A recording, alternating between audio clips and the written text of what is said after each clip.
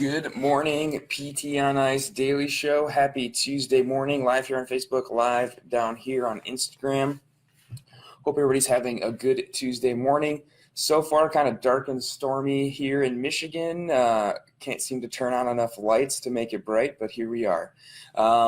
So what are we talking about today? We're talking about attacking pain from multiple different angles, and working with that patient who maybe has high irritability, high severity, and is just not making the progress that they want to make and not making the progress that we want to see them make.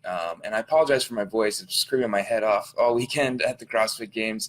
My voice is a little raspy this week.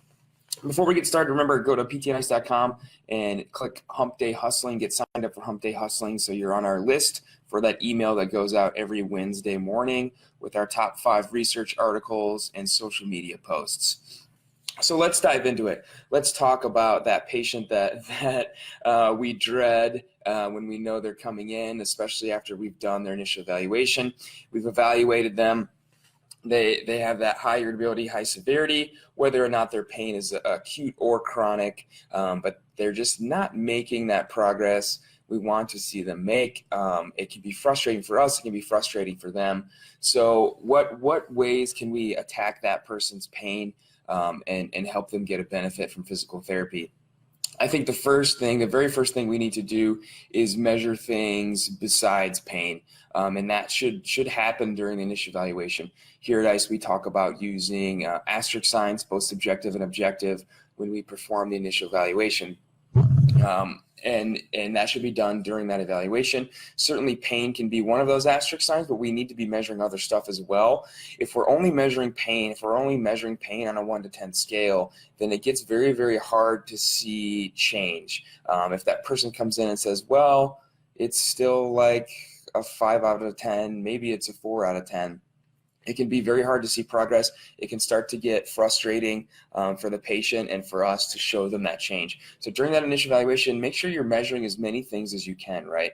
I always like to just ask the question simply, what are you having trouble doing because of this pain, because of these symptoms? And writing those down and trying to get some objective-based data on those things in their life that they can't do. And going from there and having some other stuff to measure progress against when we are doing our reassessment when they come back in. So as we go through today, I'm going to share a little of a case study of a patient that I've been working with over the past couple months, which is longer than I'd like to work with most patients. But again, this is that patient with that high severity, high irritability.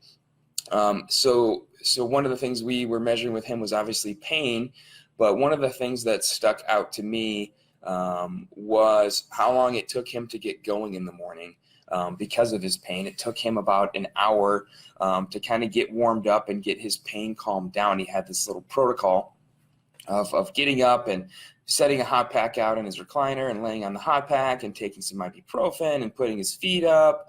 And this kind of whole rigmarole that really ate up a good portion of his day and his morning before he got going. So that was something we measured.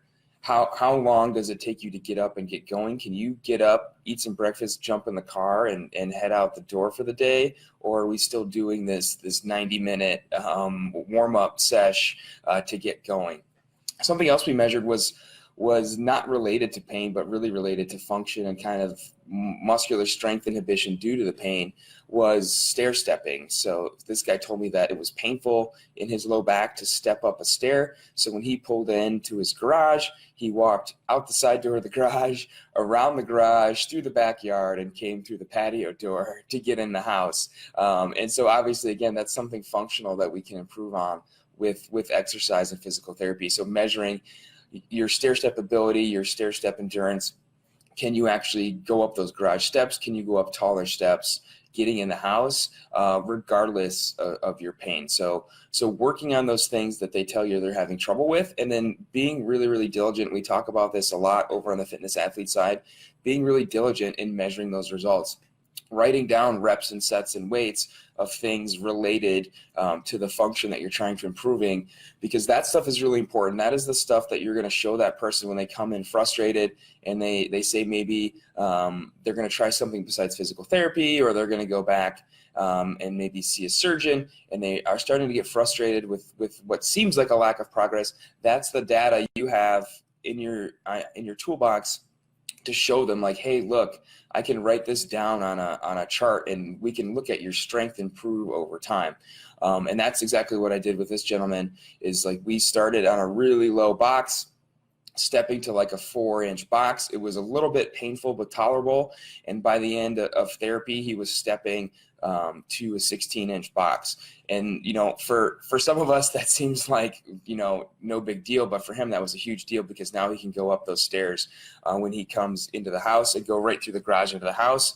And then we were also measuring that warm-up time, gave him some stretches and some stuff to do, kind of a more dynamic, active warm-up in the morning when he got out of bed, some stuff that got him moving and going in 10 to 15 minutes versus sitting on a hot pack and waiting for ibuprofen to kick in.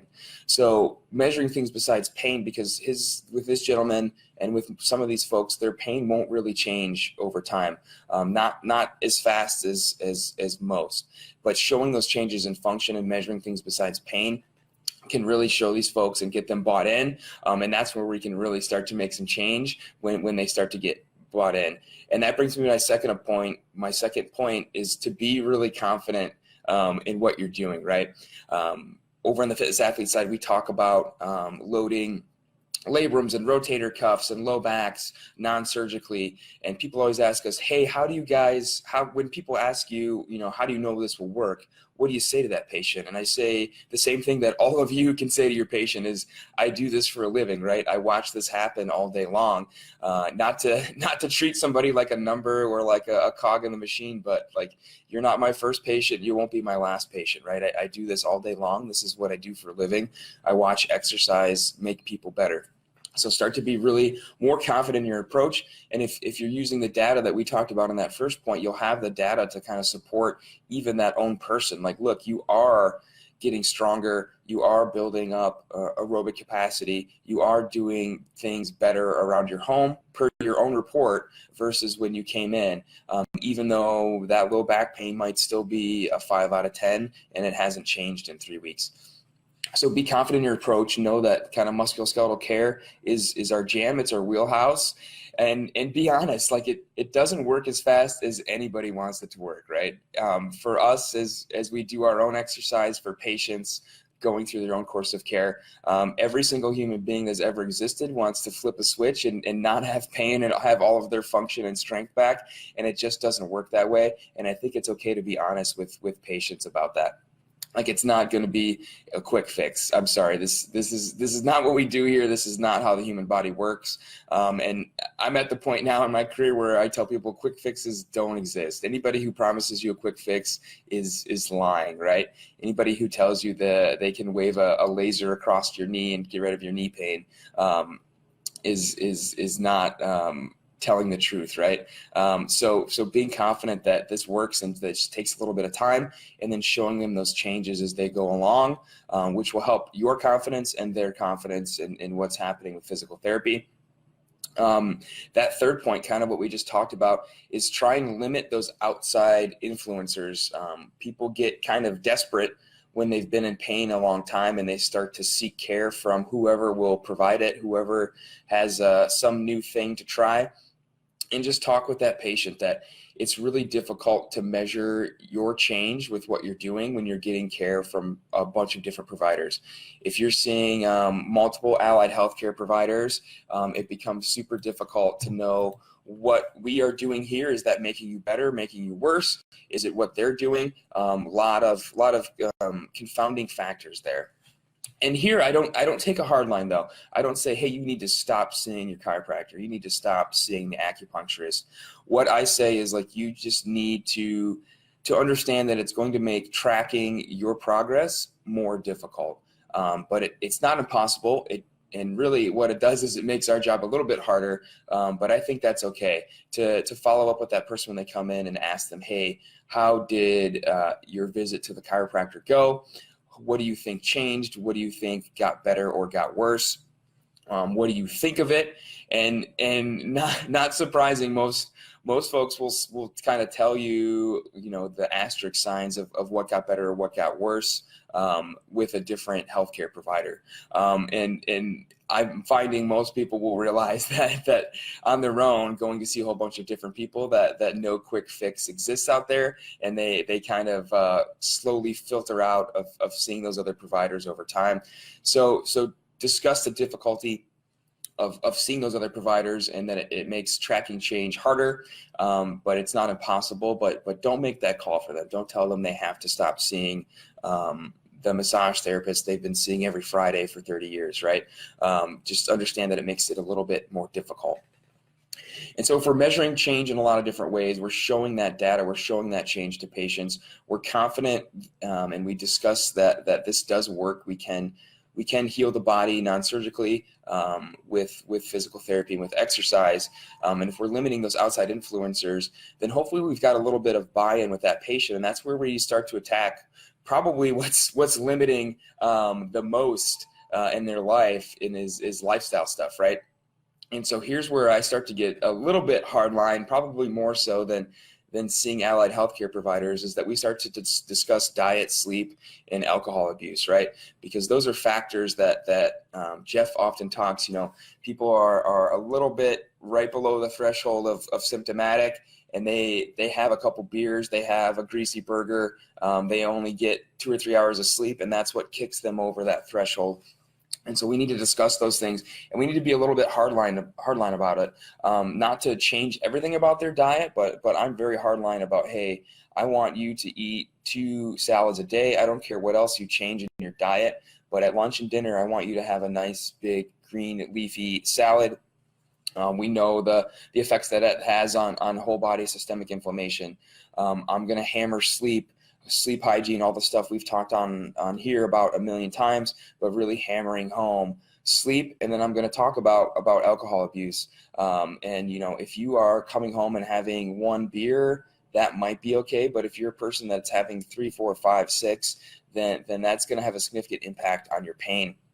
And we need to talk about cutting that down, because we need to really attack this with every bullet in the clip if we're going to make a sizable change. And so with this patient that we've been discussing this morning, that's exactly kind of how it played out. Starting with a lot of functional stuff, getting him out in the gym, doing step-ups and weighted step-ups and sumo deadlifts, and just finding ways to load his back and legs that kept his symptoms where they were without flaring him up. And then just continuing to load him and then discuss these other factors. He was seeing an allied healthcare provider that was doing 30 minutes of mechanical traction on him, and he felt worse every time. He felt more painful and sore, and it took a while to calm down. And so just discussing that it's probably not the best in his best interest right now to get that treatment. And then over time, obviously, he just learned that it was not making favorable change, and he kind of self-selected out of seeing that person.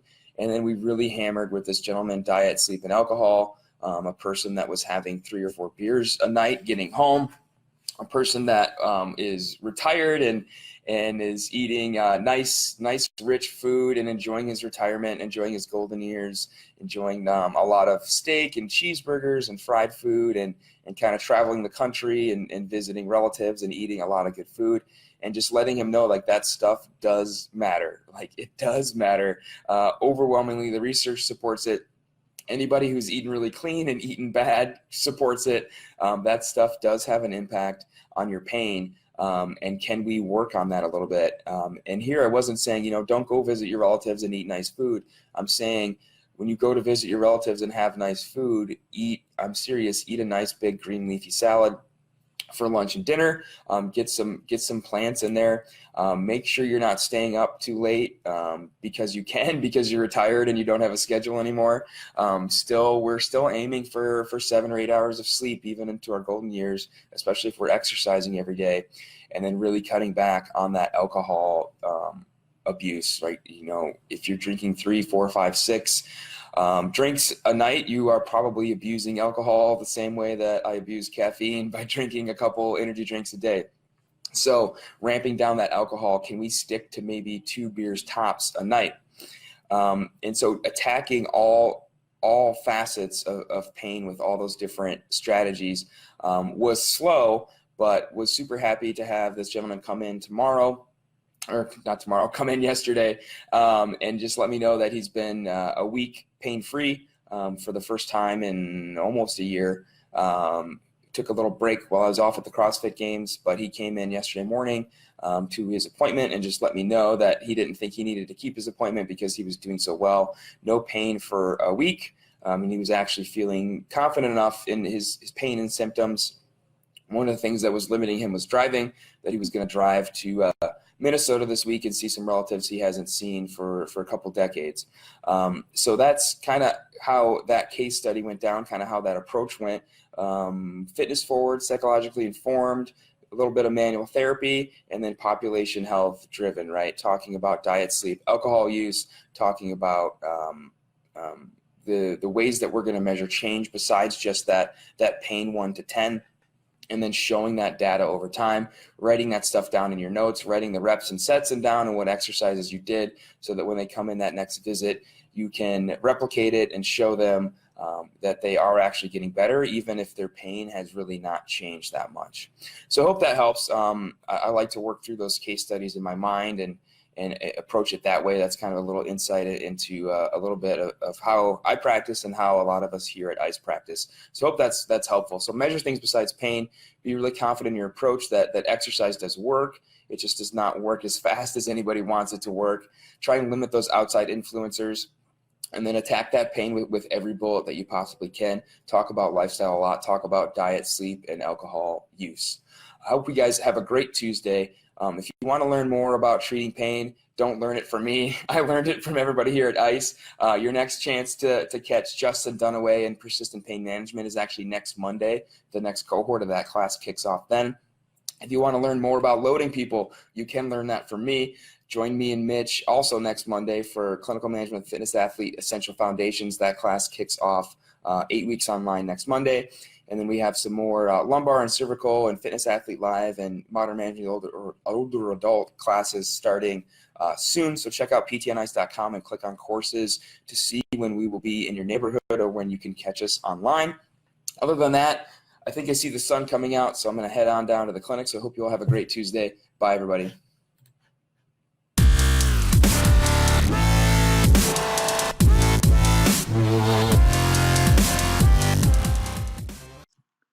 Hey, thanks for tuning in to the PT on Ice Daily Show. If you enjoyed this content, head on over to iTunes and leave us a review. And be sure to check us out on Facebook and Instagram at the Institute of Clinical Excellence. If you're interested in getting plugged into more ICE content on a weekly basis while earning CEUs from home, check out our virtual ICE online mentorship program at ptonice.com. While you're there, sign up for our Hump Day Hustling newsletter for a free email every Wednesday morning with our top 5 research articles and social media posts that we think are worth reading. Head over to ptonice.com and scroll to the bottom of the page to sign up.